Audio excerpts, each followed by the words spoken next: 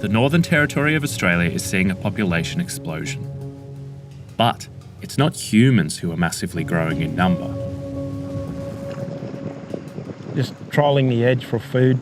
We'll see if he comes up. He's a very big croc. Very healthy crocodile, this one. You can see how fat he is across. 50 years ago, crocodiles were hunted almost to the point of disappearing, so the government outlawed killing them for sport or profit.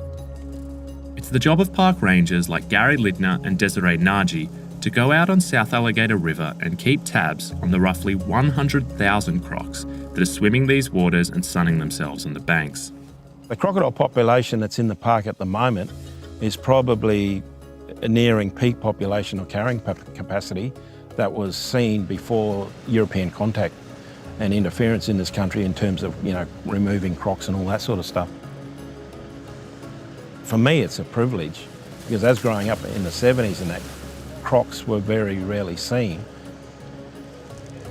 And now we're seeing something that hasn't been seen for probably over 200 years. So this crocodile here, you can see bite marks all over it. And it had the rear right back leg ripped off by another crocodile. It's just a natural population of crocs. They're not infested, they're not overpopulated. Crocodiles control each other, crocodiles control crocodiles, but also other predators control crocodiles, and also the weather events control crocodiles. Saltwater crocodiles and their smaller freshwater cousins are apex predators. They're pretty much the top of the food chain around here. Saltwater crocs will eat humans, and they do. A man was attacked here in 2017 as he waded through the swollen river. Dozens of crocodiles are often seen here. The Territory spent a lot of time and money educating the public on how to stay safe.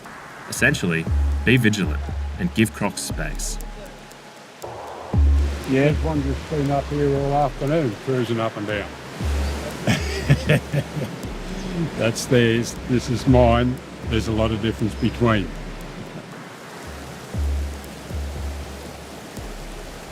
You could have a croc at Cales Crossing grabbing a person every day if they wanted to. I think it's just purely on the crocodile's turn. But most times people are compliant. They understand the risk, they respect crocodiles, and they don't take the risk. But you always get a minority that do. And you look at most of the croc attacks, it's when people have been in the water. These days, there's about one croc for each of the Territory's 2 humans. So tourists are flocking here to get a glimpse of these creatures in the wild. So watch him change his attitude with this.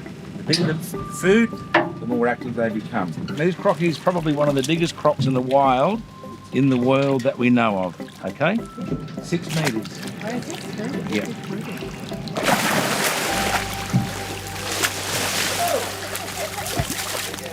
Here's the jaws. 2,500 to 5,000 pounds of biting pressure there. Oh. That's what nearly the height of the roof of the boat. You've got it. Oh well.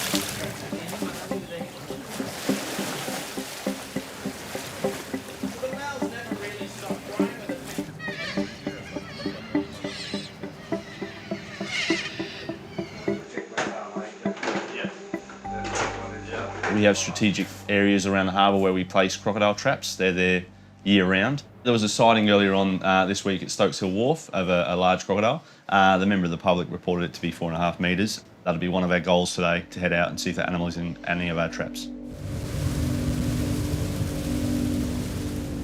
Ian Hunt and a team of 5 other rangers spend their days setting and clearing traps near the Northern Territory's biggest city of Darwin.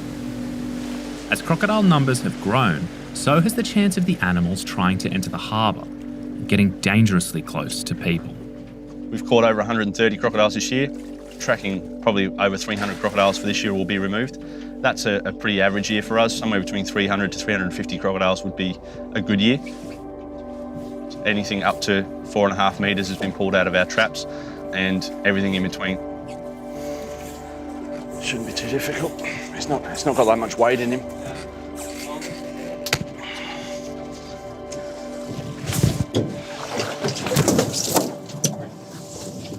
Told you it wasn't very heavy. This crocodile here is probably over 2.5 metres, and if that was to grab a hold of an adult human, it would easily be capable of drowning them. So yeah, this is actually an animal that I would consider to be a threat to humans. So it's good that he's not getting any closer to the city today.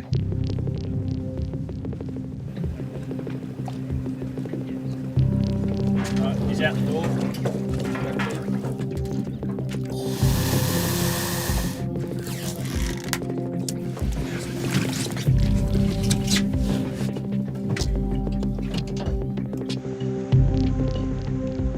If a croc nudged that, then yeah, unfortunately that guy would be in the water with a crocodile. Yeah, it wouldn't end well for him. These crocs will be euthanized. Hunt says his job is about more than getting rid of deadly reptiles. Some people believe that all crocodiles should be gone and shot so they can enjoy the waterways and enjoy their lifestyle. And other people believe that crocodiles should be protected and no crocodile should be removed and every life is precious. We're somewhere in the middle where we just want to keep that human-crocodile interaction down to a minimum here in Darwin Harbour. We just have a zero tolerance to animals moving in.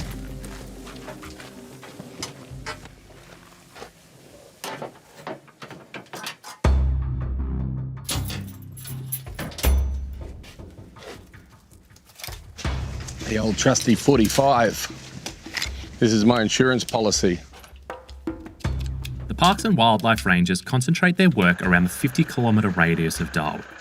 Outside that area, people hire crocodile hunters like Roger Matthews.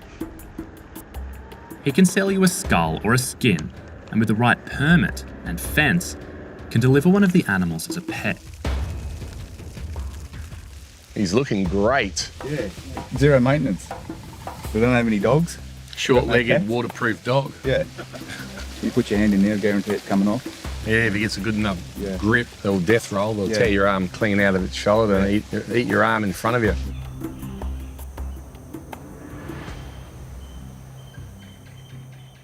That is a cracker, isn't it? That is a big crocodile. All these come off cattle stations, eating cattle. This one come in 5 metres on the dot. I mean, it's just immense. If one of these got you, pretty well. It's all over. His main clients are mining companies and cattle ranchers, and it's brutal work. So basically, 4-hour harpooning. That's all. Some people think we got like on a whale boat with a big grenade-tipped harpoon, but this is all it is.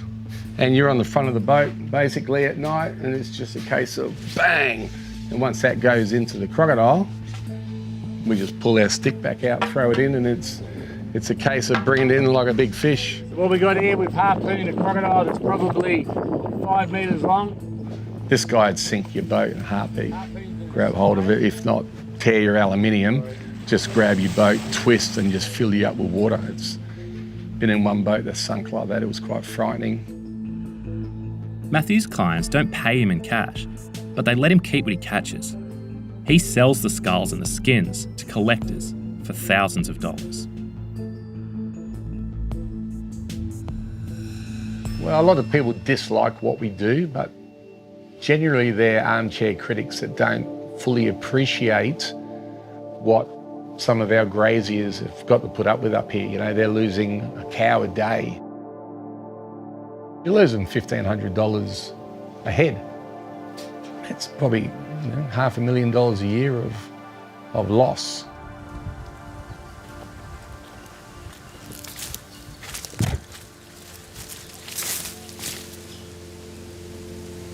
What we'd look for, you'll see a patch that's smooth, and you see the footprints where they drag themselves off into the soil, and the size of the tail slide will give you some indication of the size of the crocodile as well. It's all part and parcel of living in the Northern Territory. You know, you're going to come across buffaloes, you're going to come across pigs, you're going to come across crocodiles. Hell, some of the birds are even violent.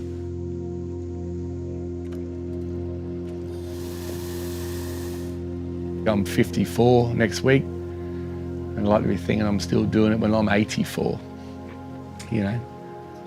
just with a few more bigger heads hanging up around the place.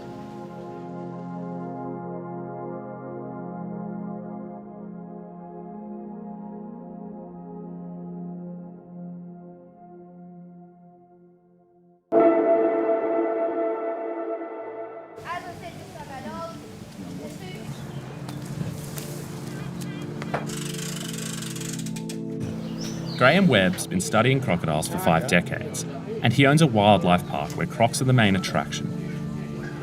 What makes saltwater crocodiles valuable is really that they're the least armoured of all the crocs. So there's no bone in these scales in the belly, and they have a large number of small scales. And I guess this area here is wide, so that the artisans can make a really much prettier handbag. Selling crocodile skins to international companies who make clothing and accessories brings in a ton of money for the Northern Territory, $75 million in 2017 alone. Right now, there are 7 farms that serve the fashion industry, and the French luxury brand Hermès is building what will be the largest, able to hold up to 50,000 crocodiles. Animal rights groups started to protest the croc farms earlier this year. They say that it's inhumane to breed these reptiles to make handbags. While the owner of the largest farm declined our interview request, Webb says that the best way to protect crocs in the long term is to harvest them now. There's a couple of hundred people employed full-time in the industry, but many more in flow-on effects. And the conservation credentials are huge, because very few other places have been able to take a predator and bring it back to their original numbers and have the public put up with it. So I don't have a problem with that. It doesn't make any difference to the crocs. There's plenty of crocs now.